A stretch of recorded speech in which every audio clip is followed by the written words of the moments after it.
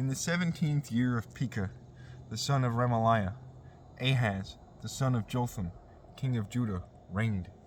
Ahaz was of 20 years when he began to reign, and he reigned 16 years in Jerusalem. He did not that was pleasant in the sight of his Lord God, as David his father did. But he went in the ways of the kings of Israel.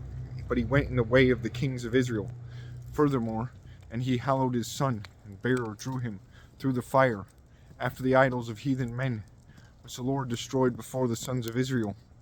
And he offered sacrifices, and burnt incense in high places, and in hills, and under each tree full of boughs.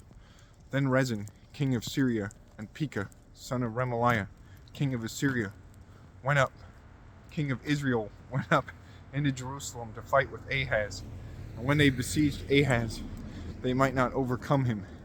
In that time, Rezin, king of Syria, restored Elath to Syria, and casted out the Jews from Elath.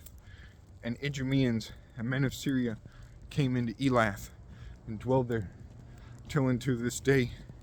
Forsooth, Ahaz sent messengers to Tiglath-Pileser, king of Assyrians, and said, I am thy servant and thy son.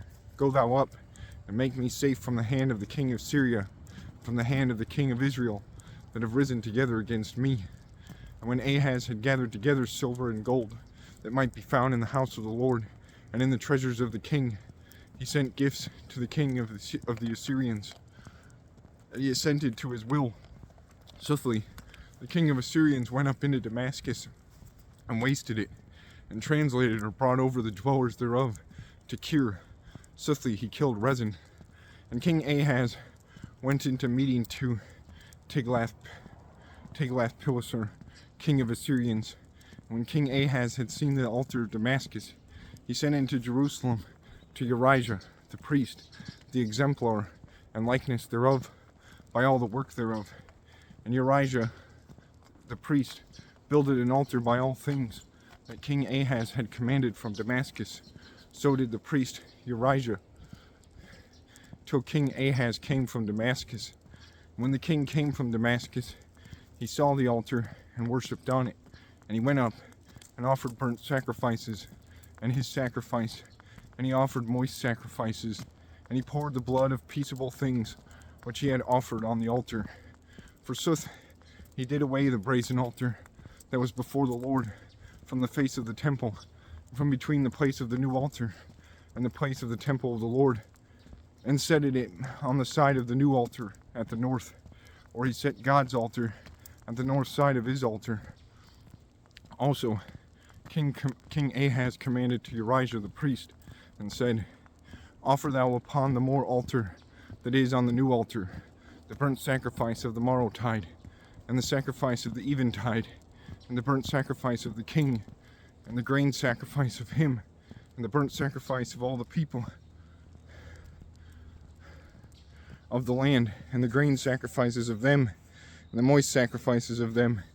And thou shalt pour out upon all the new altar all the blood of the burnt sacrifice, and all the blood of slain sacrifice.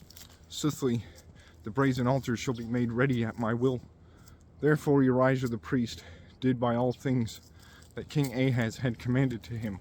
Forsooth, King Ahaz took away the painted foundaments or bases of the pillars, and the washing vessel that was set above, and he put down the sea that is the washing vessel for priests from the brazen oxen that sustained it, and he set it on the pavement arrayed with stone. Also, he turned the chamber of Sabbath, which he had builded in the temple, and he turned the entering of the king without forth into the temple of the Lord, for to please the king of Assyrians. Forsooth, the residue of words of Ahaz, and all things which he did, whether these be not written in the book of the words of the days of the kings of Judah. And Ahaz slept with his fathers, and was buried with them in the city of David, and Hezekiah his son reigned for him.